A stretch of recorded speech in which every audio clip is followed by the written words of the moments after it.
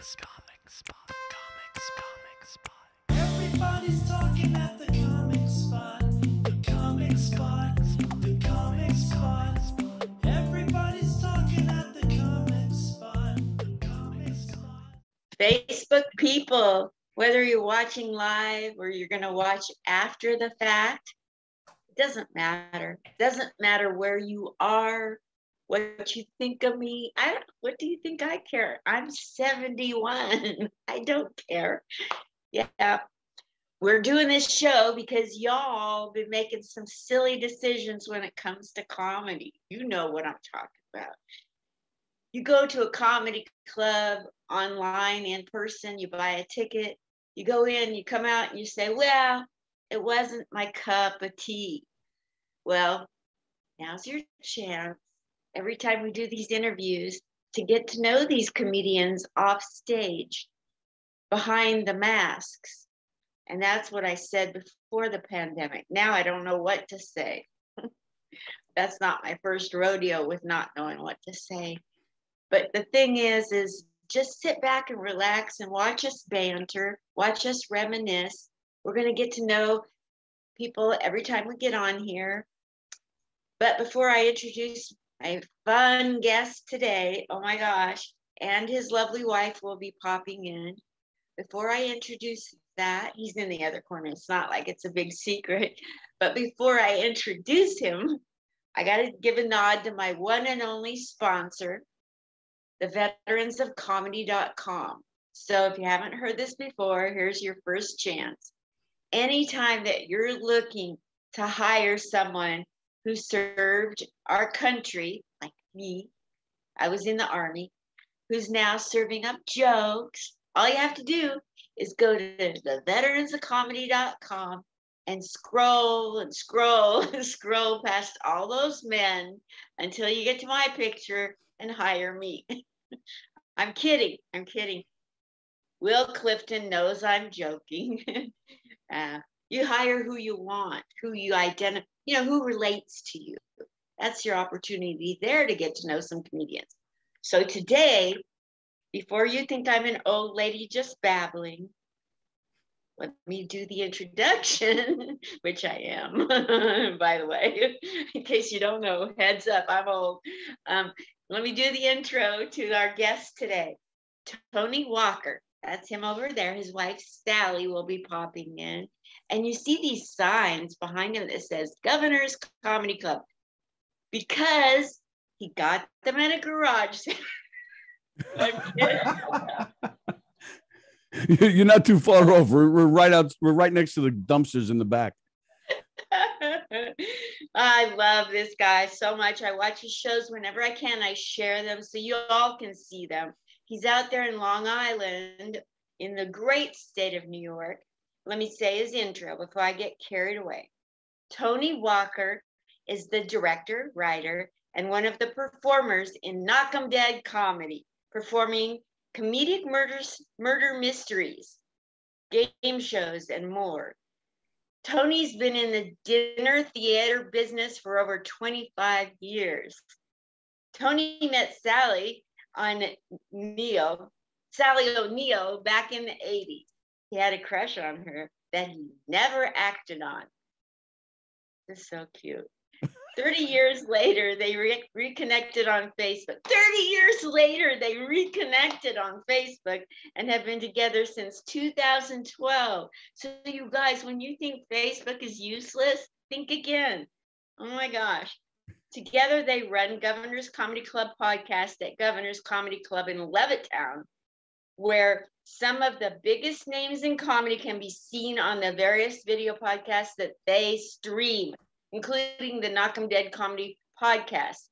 Tony and Sallie host the show every Monday, Tuesday, Wednesday, Thursday, and Friday at 11 a.m.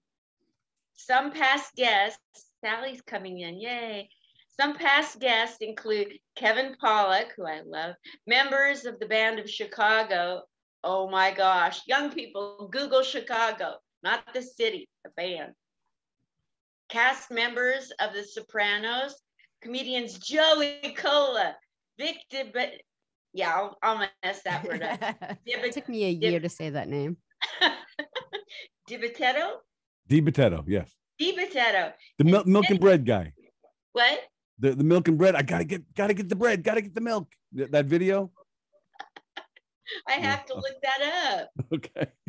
Oh my gosh. Okay. And many, many more have come through their stage here at the Governor's Radio, Knock 'em Dead Show. In their personal lives, here we go. Sallie runs a dog boarding business. No way. And Tony is the president of the Nassau County Police Athletic League. Holy Toledo. Police Athletic League. Maybe you can find me a date. Special needs unit. Oh, wait.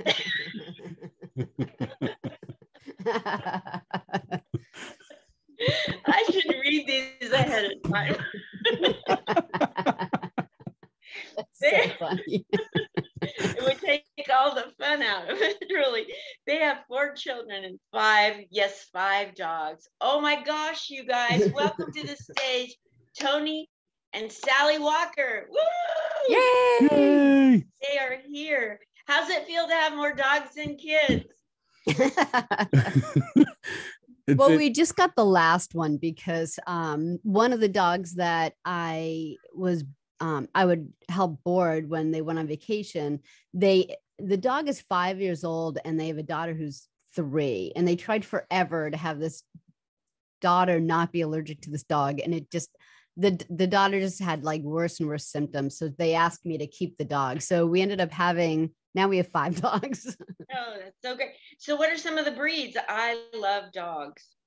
Well, the one that we just got, and we've had him since March, he's a golden doodle, but he's mostly standard poodle. Like I think his dad is a standard poodle and his mom's half standard poodle. So he's more like a standard poodle, I would say.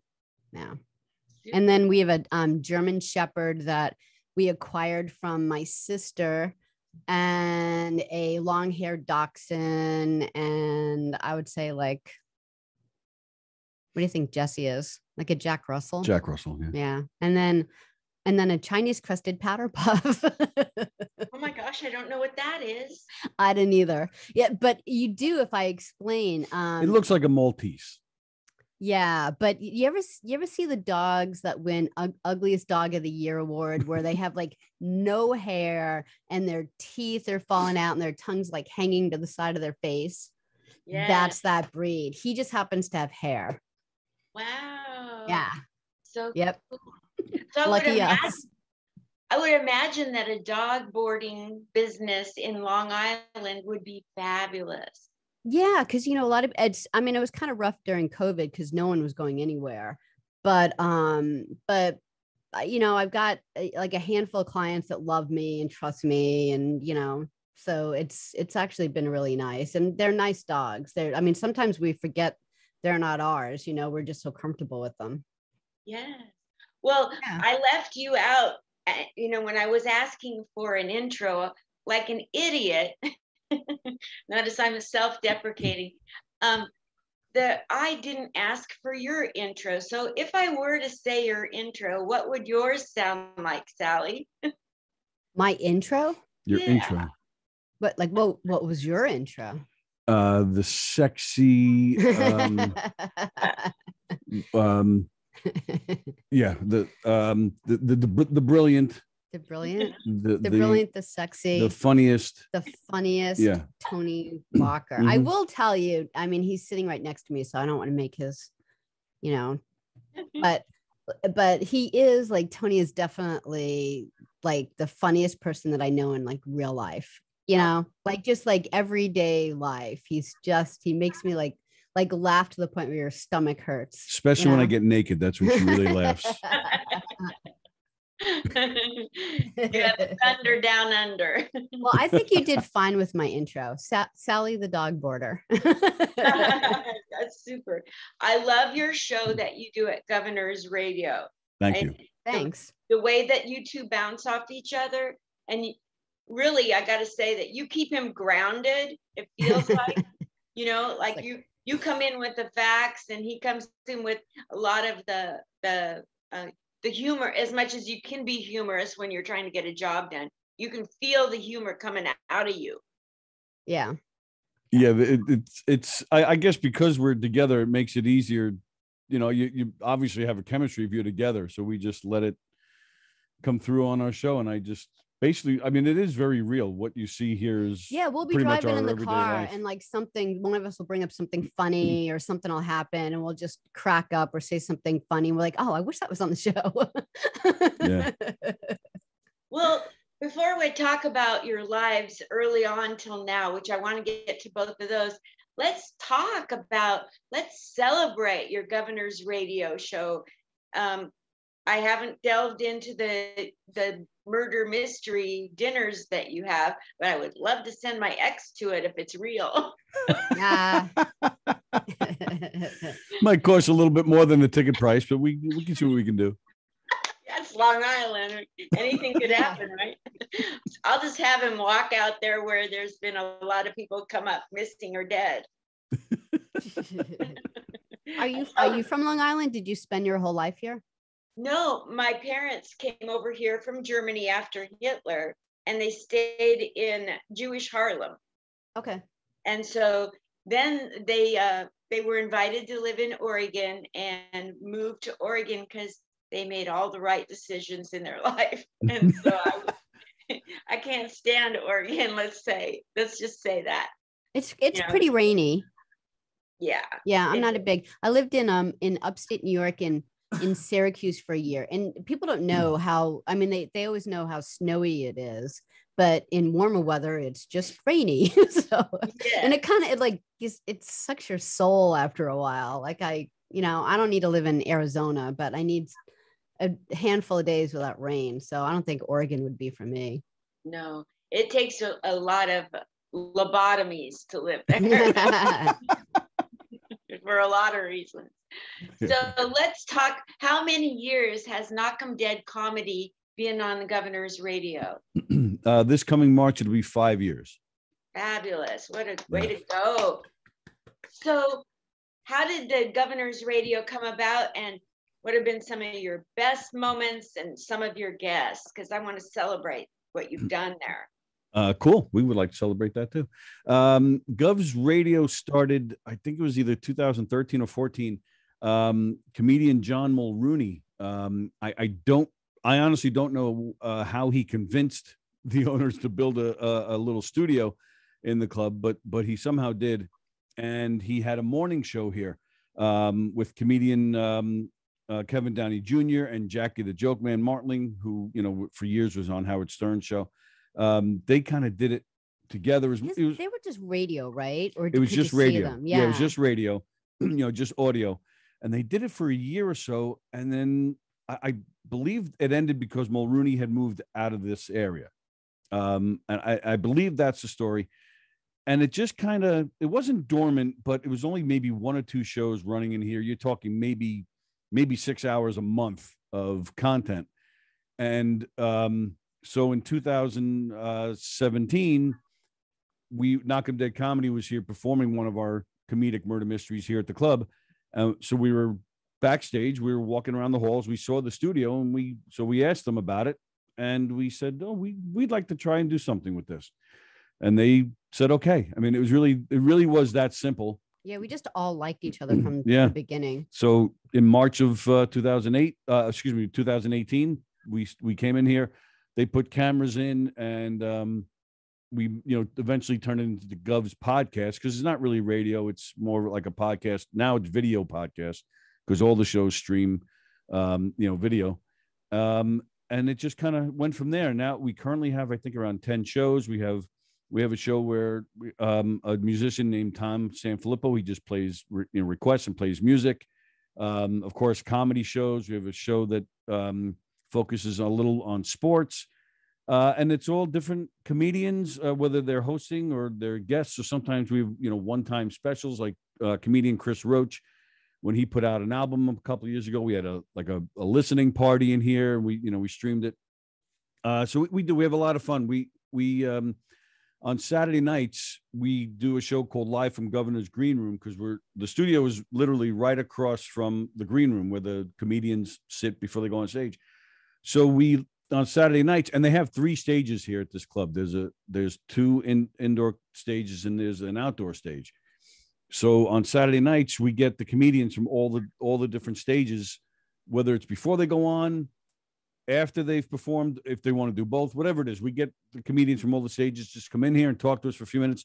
And it's so much fun to see the comedians picking on each other and talking about, the club, whether it's memories or whether it's the night itself, what a great crowd it is. Or even we've had comedians come in here.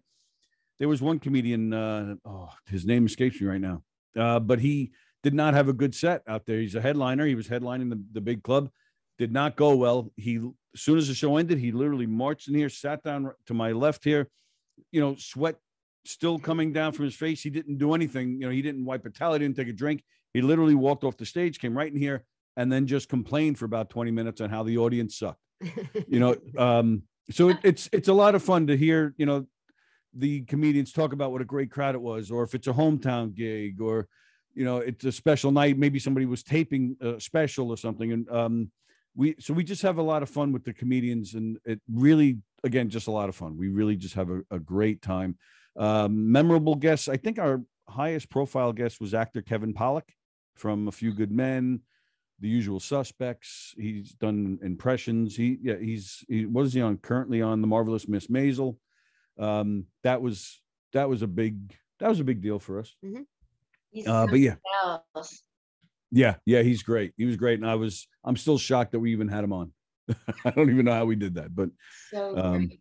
Yeah, and yeah, comedians like Joey Cola and Vic DiBitetto, like we said, a lot of great Adam Ferrara. A lot of great comedians have come through. Bob Nelson, Rob Bartlett, who worked with Don Imus for many years. Bob Nelson, who worked with Rodney Dangerfield for many years. Yeah, just a lot of. Kevin James has been in here. He hasn't. Not on the air with us, but he's been in here. So it's really something to meet a lot of these guys and get to know them and learn their process of what they do and to talk about how they approach it and the science behind it all, and just have a lot of laughs in the meantime. It's just so much fun. I can't say that enough. Yeah, so I've said it too much. Of all of the people you've had in your particular green room there at Governor's Radio, Knock 'em Dead, what has been the most shocking, or I don't know, who's a big prankster, or what kind of prank has been pulled? What's something crazy that's happened that we had a comedian, Tom Cotter is his name. He was on America's Got Talent, and he came in here once, and he was performing in the club, and he came in for a few minutes, and then we had a good time, and off he went. And then we were interviewing another comedian by the name of Tom Kelly. Tom Kelly I think he's mostly known, mainly known for doing warm-up. He warms up The View. He's warmed up some Good Morning America. And we were interviewing him, and Tom Cotter then all of a sudden walked past the studio with his pants dropped. and we have a hallway cam, of course. And I always keep track of that because I like to see the comedians walk up and down the hallway. So I just immediately went to that camera and we got him. I don't think he realized that I have cameras everywhere. So that's one of our favorite moments. We had a good laugh at that. Yeah. Instead of Tom Cotter, it's more like Tom caught on tape. Yeah, exactly. Very true. Very good. And I mentioned Bob Nelson and Rob Bartlett. They came in here one night, and we have a couch on the other side of the studio here, and they sat on the couch, and they hadn't seen each other in a while. Bob Nelson has had some health issues, so he hasn't been terribly active. But they used to, if you go back to the beginning of Long Island comedy in the early 80s, when Long Island had the big comedy boom, where Eddie Murphy and Kevin James and Joey Cola, Adam Ferrara. Jackie the Joke Man, who was very instrumental in starting this club. All these guys got into it together. Bob Nelson, Rob Bartlett as well. With they're those all guys. About what age right now? They're probably all in their 60s. Okay, I was gonna say 70s. No, well, Jackie the Joke Man's in the 70s. I don't know about Bartlett, but they're around their late 60s, early 70s. And it was just great. This was about a year ago, where Bob Nelson and Rob Bartlett just sat on the couch and reminisced about the old times, and they started doing their old bits Like it was yesterday. Yeah, like they were still doing them. I mean, and it was so much fun. And for me personally, you know, I've always been a fan of those guys. I've always been a fan of Long Island comedy. So, you know, I saw those guys when I was a teenager, you know, so to watch it 5 feet away on this couch, these two comedy legends, it was, yeah, that was just, and they loved it. Like it meant a lot to them, you know, and that's what I love about like the Green Room show and any other shows in here. Like, I feel like people just feel comfortable in here. I feel like they're not going to get the normal questions like who's your inspiration to go into like they're not going to get like that stuff from us. They're just going to feel welcome. They're going to feel like, you know, part of the room, and they let down their guard. And you know, at first when we first started, they would only come in groups and seemed, you know, like teenage junior high girls going to the bathroom. Like it seemed like that.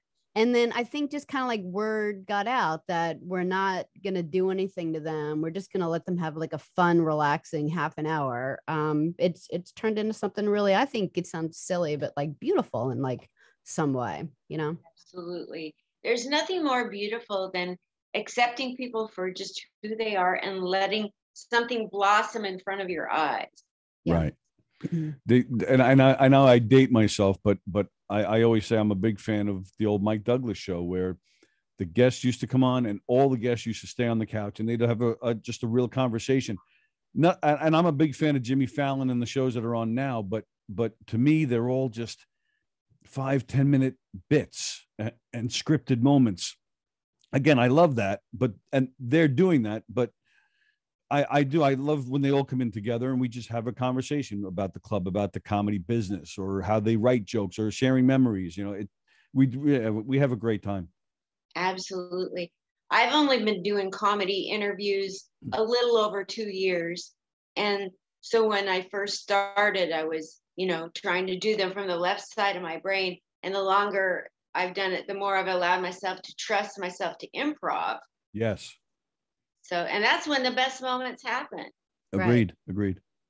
Yeah. I started doing this because Harvey's Comedy Club in Portland, Oregon said, when everybody comes in the club, they think you're the owner and you talk to everybody. Why don't you interview them? So I started interviewing all these headliners that came through. People's fame, it doesn't affect me. They're people. We just want to know who you are, you know. Right. But Yep. It's been fun. But boy, have I made some mistakes. What are some things that you look back and wish you'd have done better? Do you ever do that to yourself? I do. Oh, absolutely. There are plenty of times we'll say to each other afterwards, you know, oh, that didn't go so well, or why'd you let that guy talk for an hour and a half when he wasn't that interesting? Yeah, I think that's our biggest problem is like the polite aspect of like sometimes we get our show hijacked, you know, and that's probably the thing that we need to work on the most, like to not, and I don't know how to do it. Like maybe you have some insight because we care so much about the people that walk in the door or the people on the phone or people that are, you know, watching us, that we want them to have a good day. But then sometimes we have to think about the whole show. And sometimes we don't put the show first. Oh, wow. I never noticed that when I've been watching your show. Never once. Oh, really? Okay. Never. Well, that's good. No. That's good.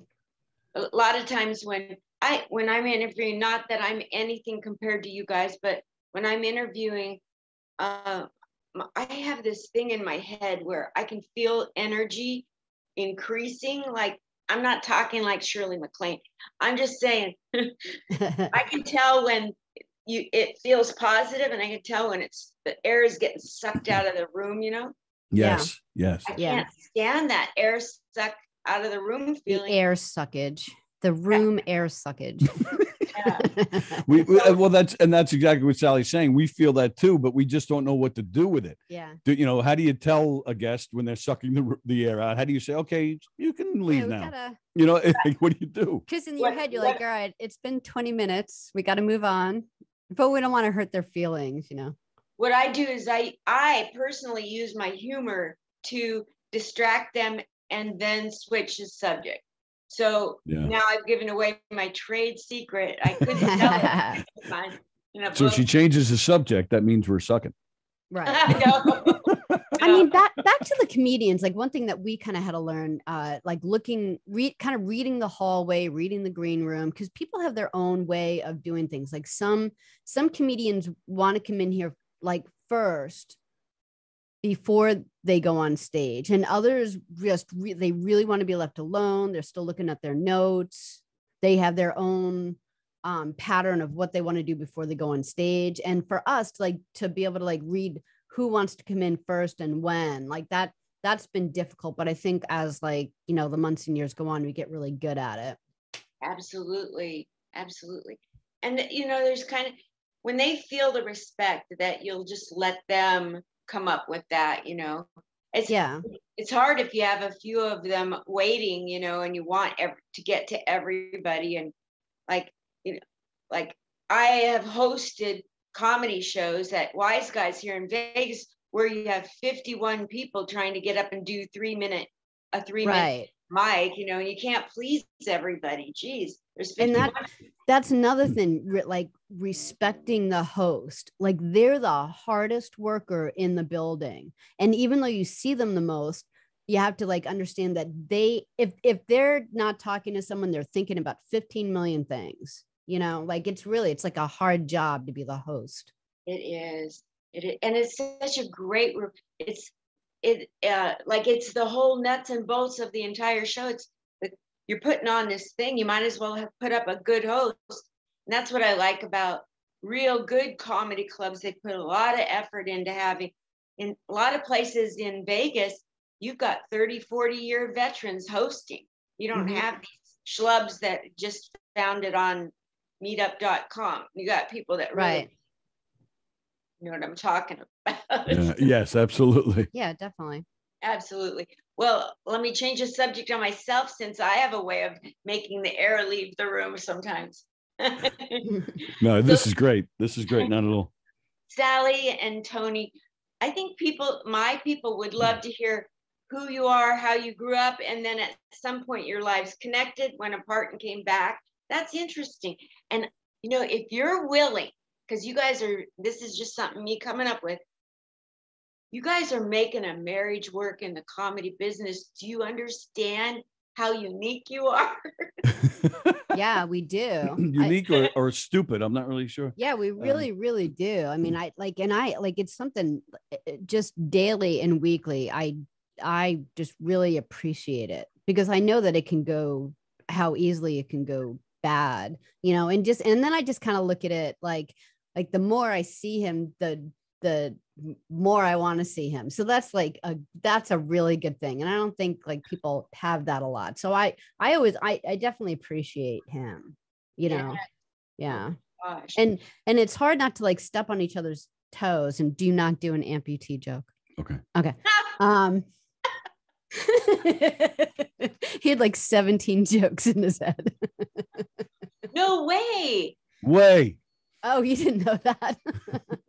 Wow. So I want to get to Sallie's life history, but before I go anywhere, since you showed me a prosthetic leg, back to your lack of limb.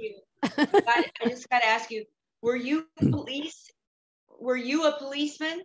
No, I was not a policeman or in the service like you. No. It's actually it started on the air. We had a fight on the air and then she just ripped it off after a show. And I said, you know, be happy you have the other 3, mister. Yes. But it looks like he always wants to get a leg up on you. Exactly. Yes. But it doesn't really work because I don't have a leg to stand on. Oh, here we go. We can go back and forth for hours on this, Linda. All righty. You're not going to win this. He's got 9,462. Oh my gosh. Do you ever go out and hang out with flamingos? That's great. I gotcha. Zinger. That's a good one. Yeah, that's a new one. I'm stealing it. That's a good one. You can have it. Okay, well, Sallie, let's go through your life. Where'd you grow up?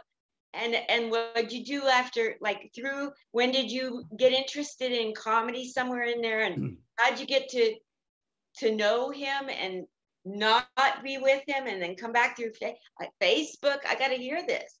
Yeah. So we both grew up in Hicksville, but I'm I'm much older. She's a lot older than me. Really? I would Yeah. know. Yeah, but when we knew each other, I was 4 years older. Like he was 13 and I was 17. Well, she's still 4 years older. Yeah, there's that. But when you're a teenager, like 4 years seems like, Yeah, it's a big deal. it's a really big deal. So I used to work at this fast food fish restaurant, and he would come in as like a kid for like this big bucket of fries like every day, because he was working. Like he was always like a really hard worker even as a kid. And it sounds like really kind of goofy, but like here I am just like 17, but he would come in every day. It was like, $5 and get his fries. And I just knew that he had earned it. Like, I know this sounds weird, but it wasn't like, mom gave him the $5. Like so I was just thinking in my head, like whether it was a paper route or whatever he had, like he's not going to get crappy fries.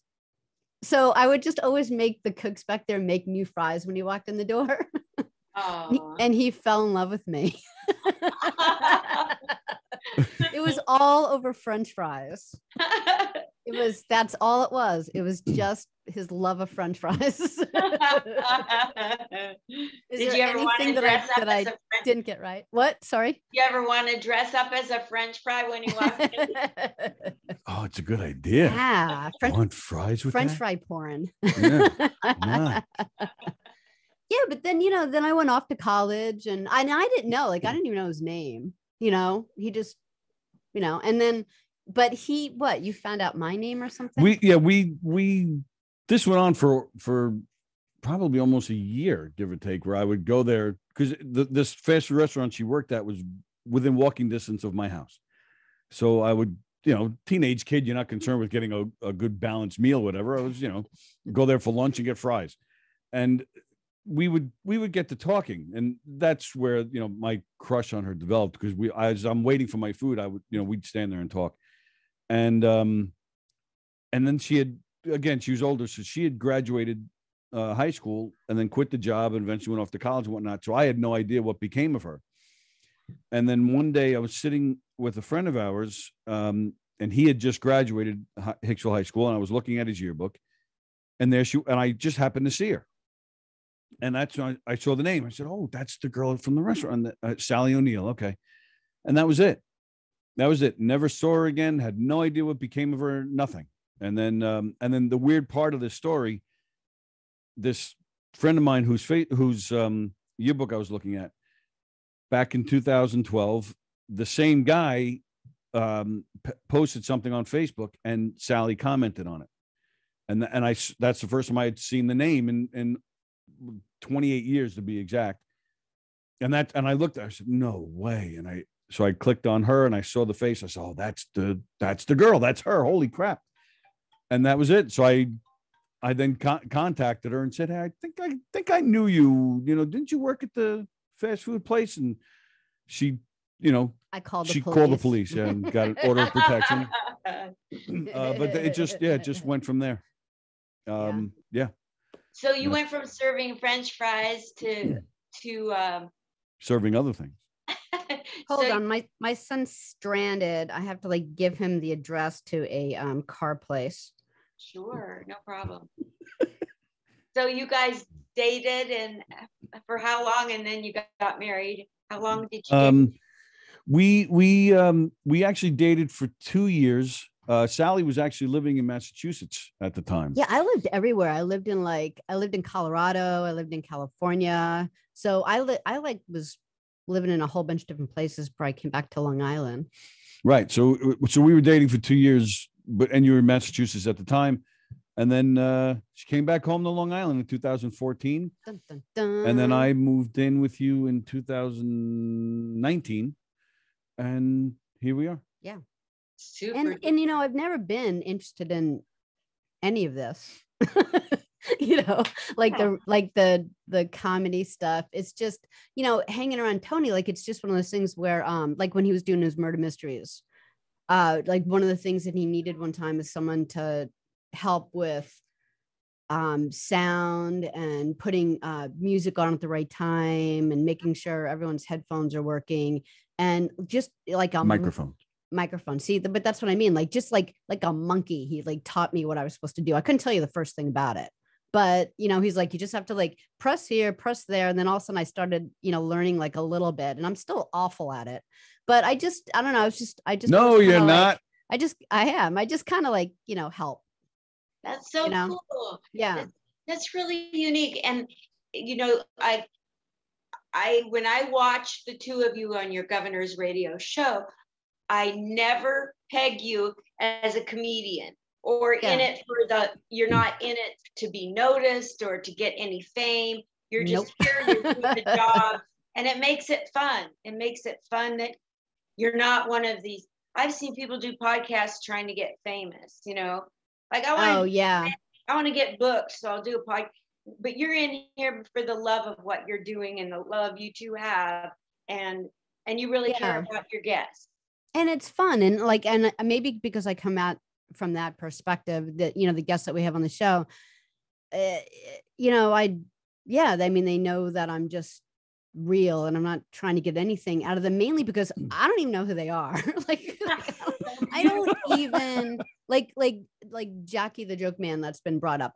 I never heard his name. I obviously, for many reasons, I wouldn't be a Stern fan. So I didn't know any of the players, nothing. Actually, the only thing I knew about Howard Stern is that his first wife was a social worker. So that's the only thing I knew about him. So when Jackie first came on, I just kind of like met him as like just a person, you know. I think that's why some of the comedians really do enjoy coming in here, because they're getting almost like an audience perspective from Sallie, you know, like they're not listening to somebody in the biz or another comedian, you know, they're getting a real audience, an outsider perspective on a joke or a bit or just whatever it is they're doing, which I don't think they get a lot. Yeah, probably. That's so cool. Yeah. So that takes us through your life a bit. Is there anything more, Sallie, that you wanted to say about your life before Tony, before Governor's Radio? No, it's totally fine. I'd love to hear what you're going to get out of Tony. Yeah. Sounds like there's a lot in there to get out. a lot of fat and waste. Well, French fry grease. Tony, where did you grow up, and what was your life growing up like? When did you start becoming funny? And I asked the typical questions, but you know, I got to know. I'm old school. I'm a baby. I'm going to ask the old school questions. And you'll get old school answers. No, it's cool. Ask anything you want. Yeah, like Sallie said, grew up in Hicksville, New York, which is, you know, kind of central Long Island. To where Billy Joel is from. It's where Lorraine Bracco is from.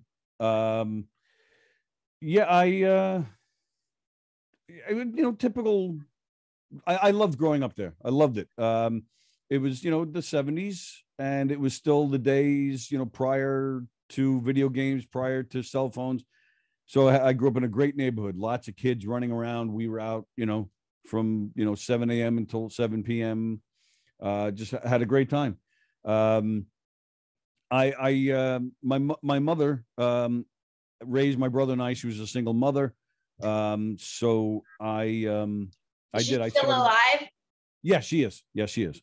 Single moms. Woo. Absolutely. Yeah, she did a nice job. And my brother was not a healthy kid when we were growing up. He's fine. Well, I shouldn't say fine. He's so much better now. But when we were kids, he had a rough go. So between not having our father around and my brother's health, I found myself having to do a lot on my own. And I'm not, that's not a knock at anybody. It was just, you know, what we were dealt with. So I did. I got my first job at age 12. I getting a whole bunch of paper routes. I think I had 3 routes, I think it was. And that's actually how I met Sallie, was I was delivering the newspaper to that restaurant. How cool is that? Yeah, it was cool. So then I got into, and I actually got into theater through my brother. My brother's a musician on the Long Island scene. He's very active. And so our high school, because my brother's been playing music since we were kids, because he had health issues. He couldn't do a lot of physical things, so he's not a sports guy. So he learned music, and he was in our high school. He was doing the musical because he can sing. So they brought him in to do this play. And I went one day after school. I don't really remember too well, but I guess I finished delivering my papers, whatever. But I went to the school just to watch them rehearse. I just walked into the auditorium, I sat in the back. I was just watching, and I've always been taller than my brother. He's not a tall guy, so I've always been taller. So they didn't know who the people at high school didn't know who I was. I was only in junior high at the time, but they didn't know who I was. They needed people, so they yelled out. They saw me sitting there. They said, "Hey, you want to be in the show? We need some people to jump around in the back. Some extras." I was like, "Oh, okay." I didn't know any better. So I just walked up there. I was probably there for an hour learning stuff before my brother and I even saw each other. And I'll never forget, he first spotted me, the hell are you doing here? I think he was in 10th grade. I was in 7th grade. So, it was big difference. So I just got into it from that. You got the acting bug. It honestly wasn't the acting bug at first. It was just, wow, there's some hot girls in this place. He got the girl bug. So yeah, it was really that. Like, I'm a big baseball guy. I love sports, but I suck at playing them. I'm just, baseball, I'm decent, not great, and forgetting the other sports. So this was my way of meeting girls, because it was either that, either you're a jock or you're performing. So I did that. I got into that, just playing extras and just, one of those walk on, walk off type roles, but I was still meeting the girls backstage. And it wasn't until my senior year of high school where, I was getting some good roles, some, main roles. And that's when I really got the bugs. Oh, this is fun. Getting that reaction from the audience. We did a musical in my senior year where I played like the comedic supporting role. And so going out there and getting the laugh and having fun with that and just feeding off that. And that's, so yeah, my senior year of high school was like, yeah, this is where I'm going. Wow. And that was it. I've been pretty much acting ever since, so we're talking since, the mid 80s. And so what are some of the things that you've acted in? Mostly local stuff. I did, like, unfortunately, like a lot of us do, we end up getting the real job and we don't put as much time into it as we'd liked. But even the murder mysteries, like when we first reconnected and he's like, I do murder mysteries. I was like, oh boy. Like, okay. And so then I came down from Massachusetts to see one of his murder mysteries. And I really, like, honestly, I was sitting there and I was thinking, sweet Jesus, please don't be awful. Cause I don't have that like poker face. So I was like really worried. And it was so funny. Like my stomach hurt so much that I just wanted to stop laughing so my stomach would stop hurting for a little bit.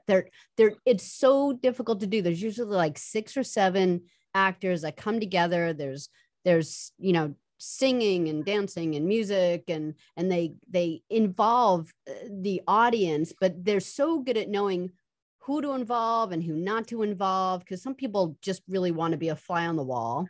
The best thing is when you see one of his murder mysteries at a place that they were at the year before, and then this time everyone's like dressed up and the like if it's one of the shows is a redneck wedding, and then you'll go there and the people will be wearing overalls and tin cans hanging off their heads, and because they're so into it, and that's how funny the show is. So, and I don't think it's the easiest thing in the world to do. I think it's really difficult, But do you have a lot of those murder mystery shows that you do during the year? Prior to COVID, we were doing 60 to 80 shows a year. Good night. Yeah. And loving every second of it. And, of course, the pandemic shut everything down. We're slowly working our way back. Last year we did, maybe a handful of shows. This year, a little bit of a slow start, but this summer is one of our busiest in several years. Yeah, I don't know what it is. I think people are just sick of sitting home. But there's a mob show. There's to go through the shows because they're really we have a mob show. If you're in New York, you have to have a mob show. Like Sallie said, a redneck wedding, and we have a high school reunion show.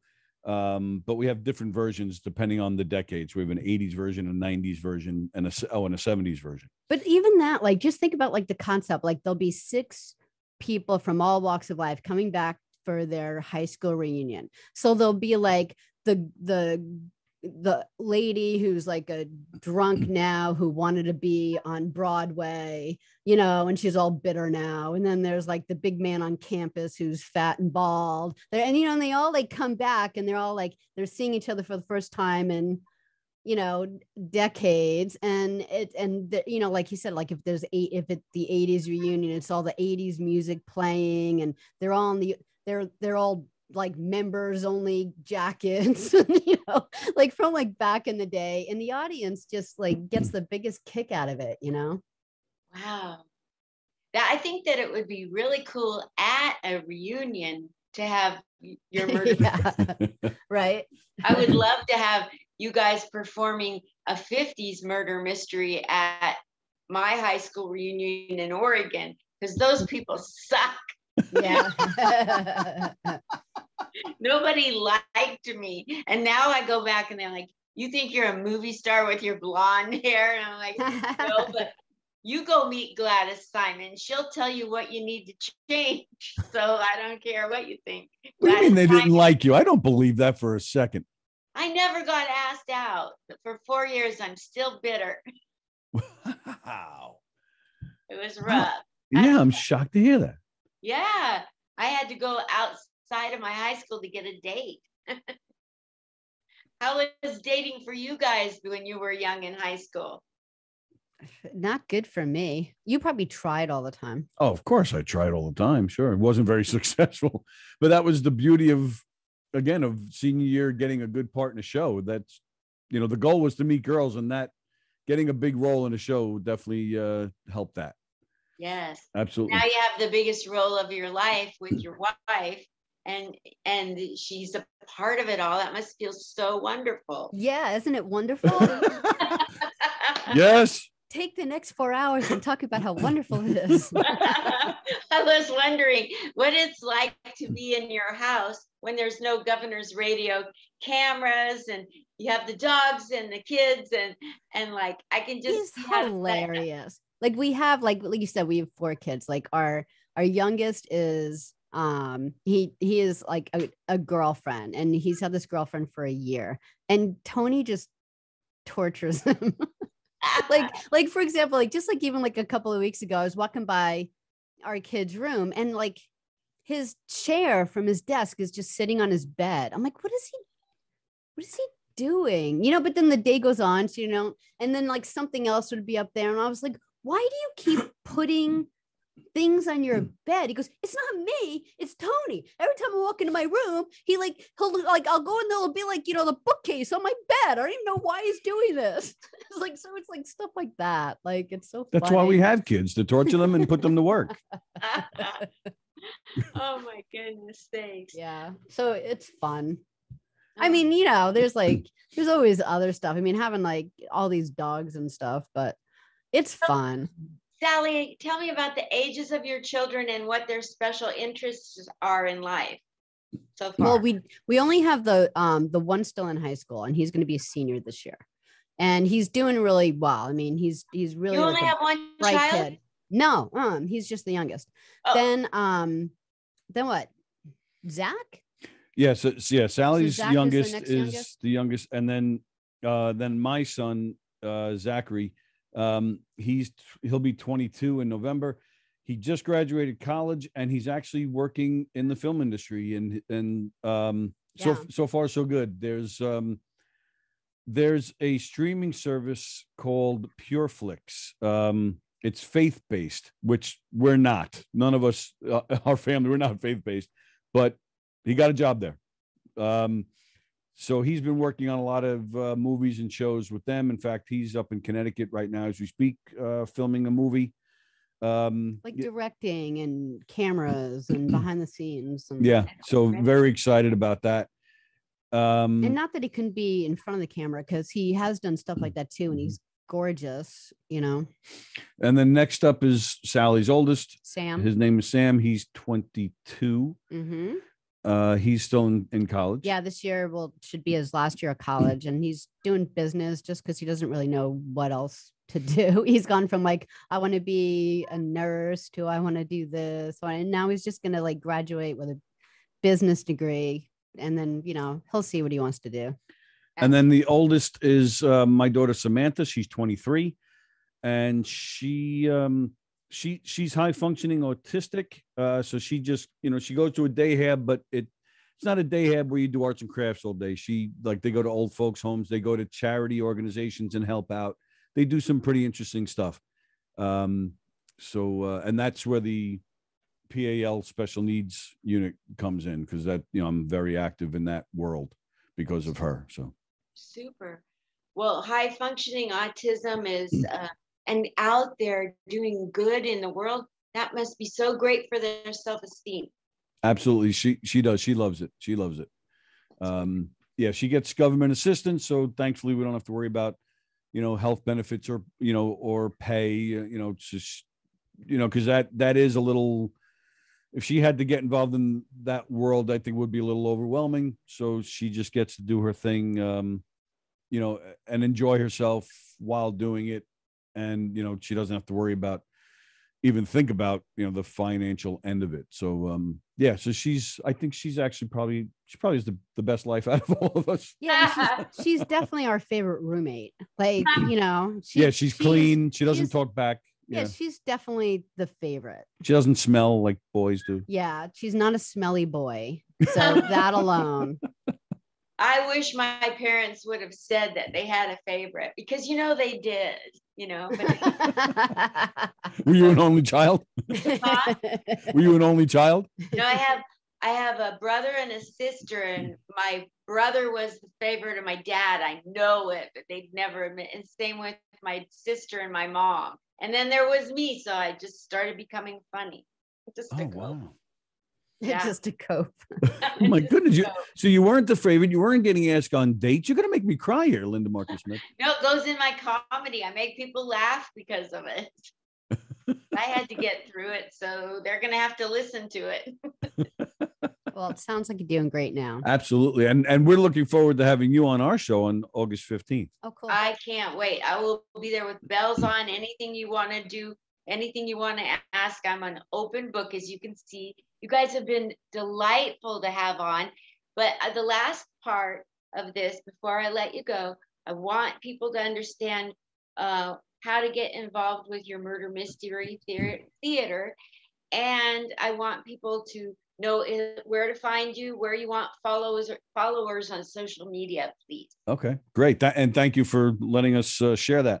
KnockEmDeadComedy.com, knock, KNOCK EM, Knockem, EMD, Dead Comedy. The rest. KnockEmDeadComedy.com. Our show schedule is on there. Description of all the shows, description of what we do, because we do the murder mysteries. We do comedic game shows. We've done custom work. So it's all there. So whether you're having a corporate function, a fundraiser, private event, whatever it is, all the information's there on how to find us and how to hire us, or if you just want to come see us in a show. We're out on Long Island, so we're mostly Long Island based, but we do travel around. We've been all over the Northeast, everywhere from Pennsylvania to Maine. We've covered that whole Northeast, so we're around. And that's the best way to find us there. And we do have clips on YouTube and whatnot, but again, you can find that on our website to get an idea of how we do things.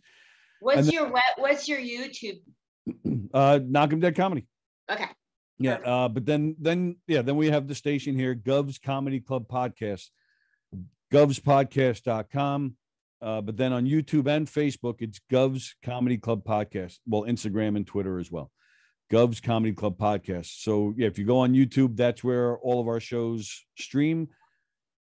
I would say 95% of them are live. Yeah. And just like you said, the shows are always, they're live, but then they're always there, so you can watch them anytime. And all the shows are there. Again, we have, a sports show. We have a show about beer. We have a music show. We have some great comedy shows. We have a show called Top Five where it's Don Sill, who I believe you've interviewed. Yes, Yeah. I love him. Don is great. Yeah. Don interviews a comedian where they go over their top five, and he covers different topics. Top 5 Long Island comedians, top 5 Bay Area comedians, top 5 sexiest comedians. In fact, me and Don did one, top 5 Saturday morning cartoons from the 70s. He covers all these different topics, and that's here as well. So we have a lot of great shows here. We have a lot of good, talented people. So yeah, Gov's Comedy Club podcasts. And the shows are all on YouTube. That's so great.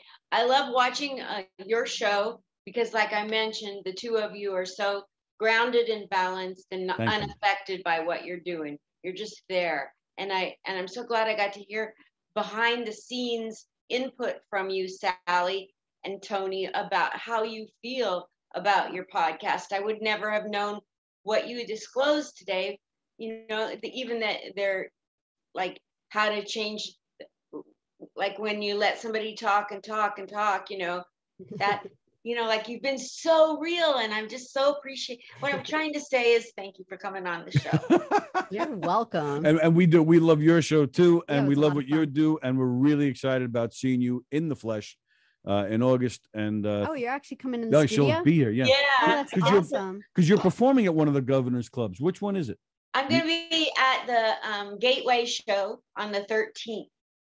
Okay, that's Mike Dillon. Yes. Yeah. Okay. So I'm so excited. Why did you say August 5th? Or was it August 15th? August 15th. Got it. Yeah, okay. yeah. Which we'll be promoting. We'll be promoting all over the place. Super. Yeah. Excellent. I'm going to be at Gladys Simon's, staying with her. Do you know who I'm talking about? The lady down at Comic Stirrup Live that has been there helping comedians for 30 or 50 years or whatever it is. Okay. Yeah, we don't. I'm not.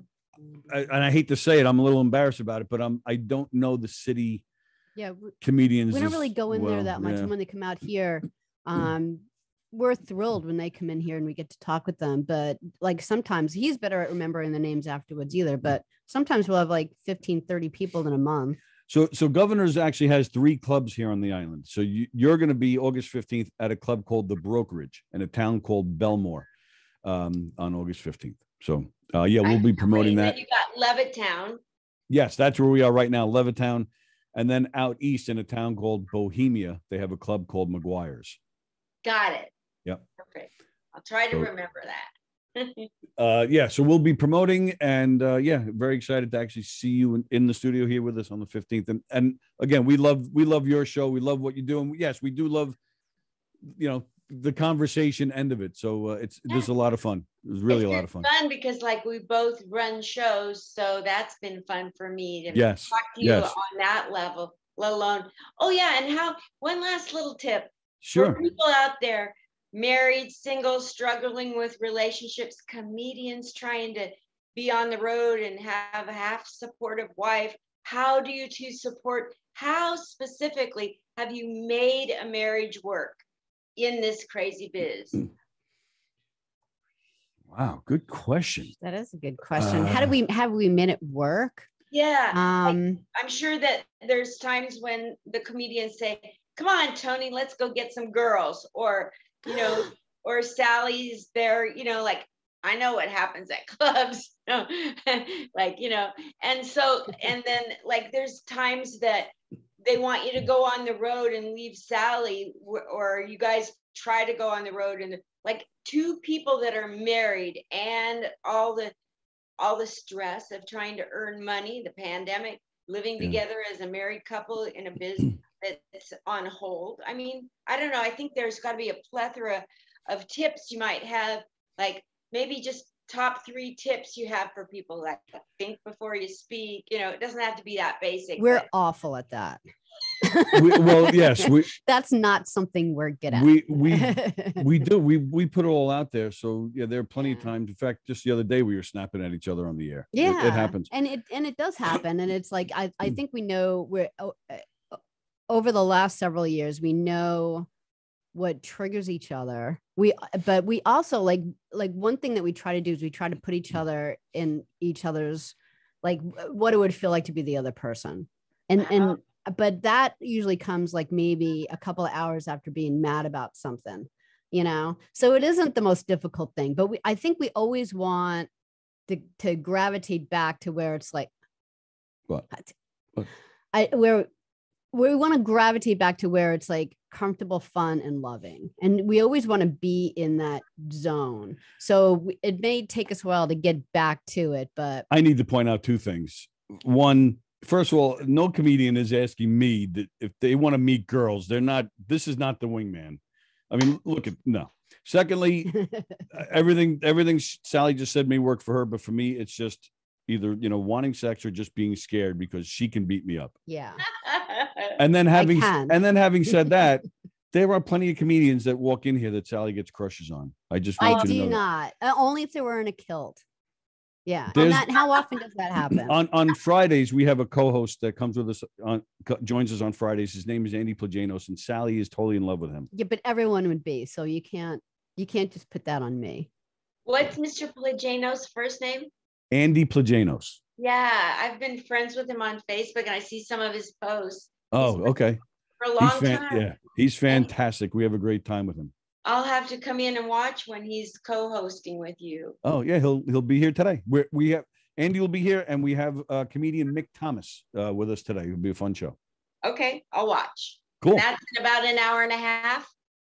Yeah, we're on, our show is every weekday except Wednesday, 11 a.m. Eastern time, and we do 90 minutes. Super. I'll be there watching today, supporting. Thanks so much, you guys. Thank you, Linda. This was a lot of fun. Yeah, this is a lot of fun. Thank you. Bye. Okay, bye. Bye.